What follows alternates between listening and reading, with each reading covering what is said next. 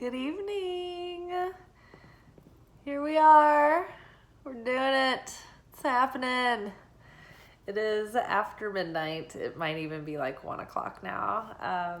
Got in from work. It is our Saturday night secret sermon segment.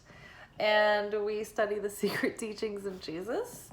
And basically, this came about because I was really curious about the Nag Hammadi scriptures and the Dead Sea Scrolls and some of the other Gnostic texts and forbidden gospels. And I wanted to read them, and I just didn't have any more time in my life to squeeze anything else in. So I was like, well, I'll just read this together with us on Saturday nights, and we'll do it together, and we'll just do it for fun and find out what's here. So basically, I randomly pick a portion from whatever book we've been working on, and I usually read it once or twice right before I press record, and then we read it together and we unpack it, and I just share my thoughts. And that's that. I'm no expert. If the Nag Hammadi scriptures upset you, please stop this video now.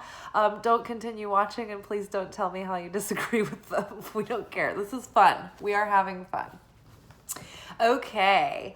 Let's see. Oh, I also would like to point out that it is believed by the Kabbalists of the ages that it is really beneficial to study at midnight, particularly during Shabbat. And I guess technically we're out of Shabbat now because it's Saturday night. But the midnight hour is a very positive and powerful window of time. It's like this connection to this energy that when we are studying in the middle of the night, it's like we can connect to the light in a way where the wisdom sinks in at a different level, and we just are able to process more of the light without creating chaos, without having to maybe play out challenging experiences to embody the material. It's building a stronger vessel. I know a lot of these are abstract terms. A Kabbalah is a very poetic mental yoga, if you will. So there's a lot of ways that you talk about things in Kabbalah that are from the side and sort of cattywampus, but it's because you just can't really say it literally or directly.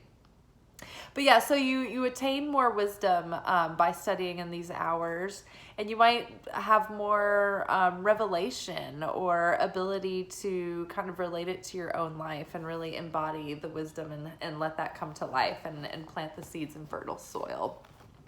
Also, the fact that you're pushing yourself outside of your comfort zone and you're breaking the flesh and the spirit of Eucharist and the spirit of sacrifice releases all of this energy, and it really transmutes a lot of darkness into positivity because you are going outside of your comfort zone. You are practicing restriction. You are resisting the urge to receive for the self alone, or to just pacify the self. Yes, and I'm trying to think of anything else other than, just the mystical windows in time of these hours, that it's very powerful, and the fact that we're putting ourselves, outside of our comfort zone. Those are all very powerful ways to increase the energy that we are connecting with at this time of night. So that's the relevance of that. We have been working on the Gospel of Philip for the last few weeks. Last week was the New Moon workshop, so it was on a Saturday, so we didn't do our sermon last week. But we are here now, and tonight we are going to do, I just opened up and looked down, and I saw this this title, and I really felt like this was going to be our portion, and it totally is. And it is called A Donkey Turning a Millstone. And before we get into it, I just have to say, we were all so frazzled at the restaurant this weekend. It's been, an emotional weekend. It's been random and like volatile because of like Mars in Gemini, and then Mercury is in the shadow of going retrograde. There's just all kinds of stuff going on right now, and plus all of the challenges that are leading up to Rosh Hashanah. And I've been talking about this on a daily basis now, but if you're new to the channel or whatever, I'm preparing for Rosh Hashanah. And during the 7 weeks before Rosh Hashanah, the window in time that is opened up is a period of testing. And so there's like a different tests that hit us every day leading up to the actual day of Rosh Hashanah, which present tests that kind of test the different areas of our soul. And I think that there's 49 dimensions of the soul that are brought forth to be tested. And so basically, long story short, familiar themes might be coming around for you over the next few weeks. Like old lessons to be met with again, maybe, layers of negativity or shadow self that's still being healed and shed that are coming up. Sometimes we're just going deeper into a lesson. It's not always that we haven't passed, but so a variety of tests we haven't passed, lessons that we need to learn on a deeper level, or things that we're just learning like cyclically layer by layer. Like these things are coming back around. And right now it's sort of like evaluation time to see how well you've embodied your growth up until now to meet these things again. It's like the universe is saying here's another shot at taking this quiz, and you get to try it again, except now you've had more time, more experience, more practice of self-awareness throughout the year, more attempts at mastering the self throughout the year, right? Or hopefully. So it's challenging, but it's also a gift and an opportunity, because all the challenges, the more triggered you are, it's almost the better, because then it's even more vivid and clear to you where your assignments are. And if you can follow those triggers and like really get to the bottom of them and look into them and try to get to the root of them and understand, why is this making me feel this way? What does this remind me of? What is this familiar? What was the earliest I can remember feeling this way, in a similar situation, right? You follow those back and you really unpack them, and then you get all these like sort of intuitive hits and revelations and insights about things that, it changes your perspective, and it shifts things on a quantum level. Changes your vibration, and it heals you. But what it also does is if you can meet these circumstances in a way that you didn't before, in order to overcome the challenge, usually what is being asked of you is to go against what's usually comfortable for you, right? It's to put yourself, it's to extend yourself in an act of sacrifice and sharing, and sacrificing the desire to receive for the self alone, to pacify the flesh, to just take the easy, comfortable route, right? So, if you're an aggressive person who's always wanting to like get up in somebody's face, maybe you're being challenged to practice self-control and watch what you say and try to temper how you talk to people. If you're a person who is terrified of confrontation and avoids it like the plague, then maybe you're being asked to learn how to embody kindness and be assertive and know how to communicate, right? And to, be able to communicate your needs without it being like a messy or an unhealthy confrontation. If you are, avoiding something, maybe you're supposed to face it. It's like basically, if you're having a hard time knowing what the test is asking of you, what have you always done? What feels like the easiest thing for you to do?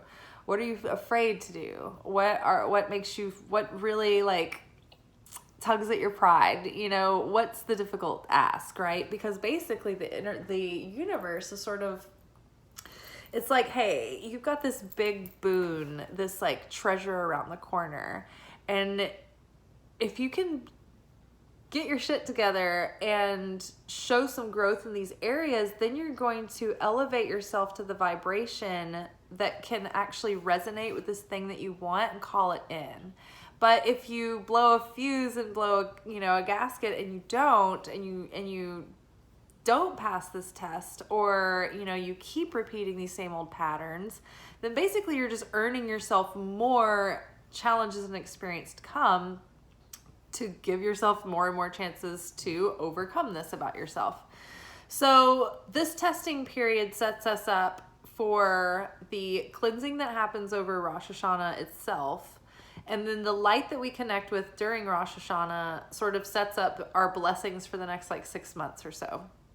So if we ignore the tests or really shit the bed on them or whatever, it might be that we just have to meet these themes again. We're just getting these assignments that are going to come back around, right? Throughout the year. So if you'd like to move forward and save yourself a lot of burdensome toil, then when you're triggered over the next few weeks and when you have these challenges come up, pause. My goodness, what a pleasure this is. Why is this in my movie? How can I resolve this situation? How can I heal this in myself, right? How can I change the plot? How can I grow myself and my subplot and my character arc, right? And which I think that this is really related to our portion. And it's really interesting because we're talking about growing. We're talking about moving forward in this life and really making the most of it. And as a soul, with the privilege of being here in the 3D realm in a physical body, there are many spiritual and energetic personalities that don't get to do this. Angels are just energy. They don't get a body. They don't get to be here, in the flesh, experiencing what we get to experience, eating macaroni and cheese and pizza and ice cream and watching Outlander. I mean, maybe they can watch Outlander with us, but they don't get to do the stuff in Outlander, that's for sure, right? So while we're here, it's our privilege and responsibility to really make something of this life and become self-aware people who get to know who we are and what our real potential is, what we can really be capable of and open ourselves to and expand our consciousness into in this world. Because, so many times, we're not aware of these things and we just go through the motions. It's we're just wasting these opportunities, right? And then it's a broken record. We're back again, having to repeat these same mistakes over and over again. And then, we can be even so deep in the, blindness of it all that we don't even see that it's us creating the same pattern of chaos for ourselves. And then we start thinking, why is all this happening to me? Oh, the world is against me. And we start victimizing ourselves, right? And we're so disempowered and we're being put upon and we're victims, and then we become negative and toxic, right? See how it happens? See how you spiral down? So really taking responsibility gives you such a feeling of empowerment and fulfillment and satisfaction. What that is called is earning the vessel, right? It's a Hebrew term and it's a Kabbalistic idea. But let's start the portion. Okay, so the portion is in the book of the Gospel of Philip, and it is called A Donkey Turning a Millstone. A donkey turning a millstone walked 100 miles. When it was set loose, it found itself in the same place. Some people travel long distances, but get nowhere. By nightfall, they have seen no cities or villages. Nothing man-made or natural. No powers or angels. These miserable people have labored in vain. So interesting because, when the Israelites were being freed from Egypt, a lot of them were kind of worried about leaving. They're like, well, we know where our next meal is coming from here. We have a place to live. We've got something to eat. We're decently taken care of. It's not ideal, but whatever. At least we're not out in the wilderness with nothing. And so basically this is pointing out that like the cages that we find ourselves in have unlocked doors. The keys are in reach. You know, the shackles are loose enough to just get out. But we're the ones who stay in bondage because we choose to. We can liberate ourselves at any moment, but we go around waiting for people to give us permission, waiting for people to praise us, to tell us we did a good job, to validate us, you know, to tell us that it's okay if we're different, you know, and it's like, no, get out there and claim it for yourself. You know, don't wait for somebody to give you permission. Give yourself permission. Don't wait for someone to validate you. You validate you. God validates you, right? Take your power back. Be sovereign. Take sovereignty over yourself, right? Free yourself from the things that have control over you, the things that are plaguing your mind all the time. Take your power back from all of the senseless worry.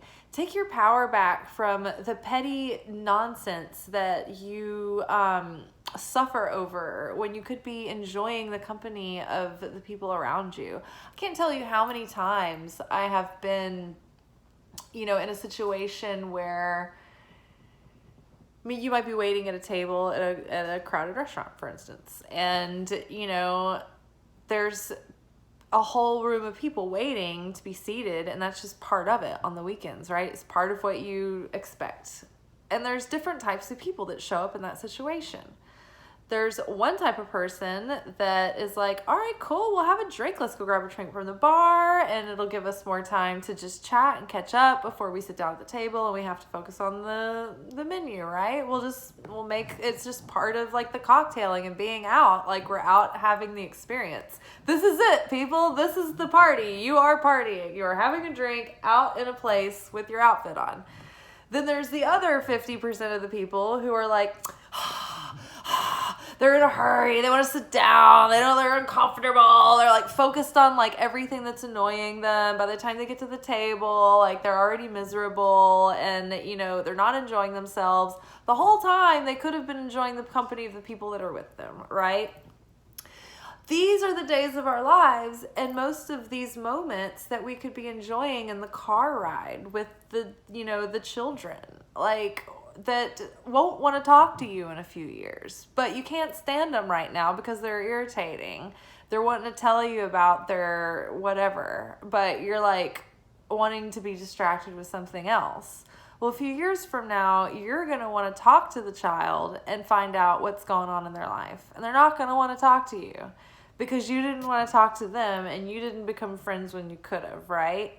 Take the time now to be in your life and be present in it and see all the places you've been, right? When you're set free from somewhere, get up and walk out of the cage, right? A donkey turning a millstone walked 100 miles. When it was set loose, it found itself in the same place because it's just going to keep going in the same circles, right? It's going to set it free. They're going to set the donkey free, but it's not going to know. Has no motivation to leave what it knows, right? Status quo is fine. I'll just keep pushing the millstone, right? It's gone 100,000 miles, but it's never seen anything and never gone anywhere. It's just been walking in circles. For what? For nothing. Some people travel distances but get nowhere, right? By nightfall, they haven't seen the cities or villages, nothing man-made or natural. They've expressed no powers or angels. And so it's like these people who just go through life like zombies asleep, and they have no idea. They don't even fully enjoy the mundane 3D that they're in, that they believe so much, right? Let alone have any awareness of the magnitude and magnificence that exists within them and all around them, right? They haven't truly seen anything man-made, and they haven't seen the depths of nature either. They've seen nothing. They've just gone through distracted with what? Meaningless bullshit. Being irritated and impatient and being like focused on something that doesn't matter, right? I mean, how many times have you sat with someone and it's been a while since you've seen each other, and you're like sitting there at lunch, and the whole time they're catching you up, just like gossiping about somebody that's not even there, that has nothing to do with you, that's like not involved in anything, and it's not even like you could have been getting to know each other deeper, and yet you're just like, well, let me catch you up on like, just whatever. And it's like, what was the point of any of that? We could have been really talking. We've gone through our whole meal. I haven't told you anything yet about anything. You haven't asked me about anything. You just like, you know what I mean? Being conscious, being aware, appreciating the moment, being present in it. It's not just about filling the void, right? It's about being present, open, vulnerable, appreciative, awake. Wake up. Wake up. Wake up. And see what's around you. All right? These miserable people have labored in vain. You go through all this life, all this time, and so many people wake up one day and they have this crisis, this existential crisis. What does it all mean? What is it all for? What's the purpose? And it's like, the purpose was for you to find purpose. The purpose was for you to bring purpose to your life, to bring a sense of purpose to each moment. If I'm digging a ditch or washing a dish, or I am helping someone or creating something, it doesn't matter how worthless it seems, or important, or fancy, or mundane, or gross, or glamorous. I'm going to bring a sense of purpose to it, right? Because everything serves a purpose in the end. So, yes, do not be a donkey turning a mill. I'm going to read this again.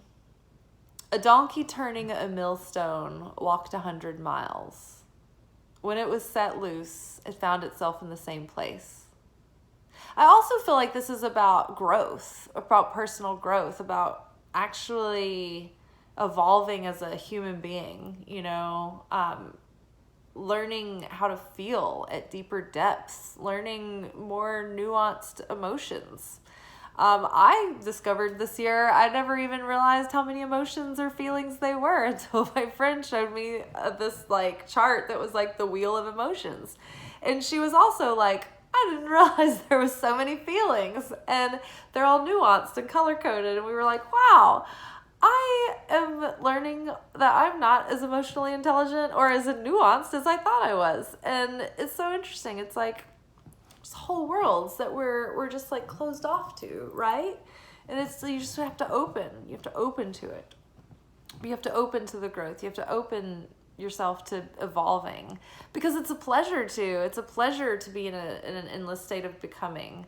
It's not boring at all. It's actually like super fulfilling. But it's when you're stagnant that you get bored, that you get unappreciative, right?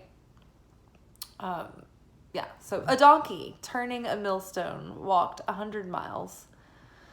When it was set loose, it found itself in the same place. Some people travel long distances but get nowhere. By nightfall, they have seen no cities or villages, nothing man-made or natural, no powers, no angels. These miserable people have labored in vain.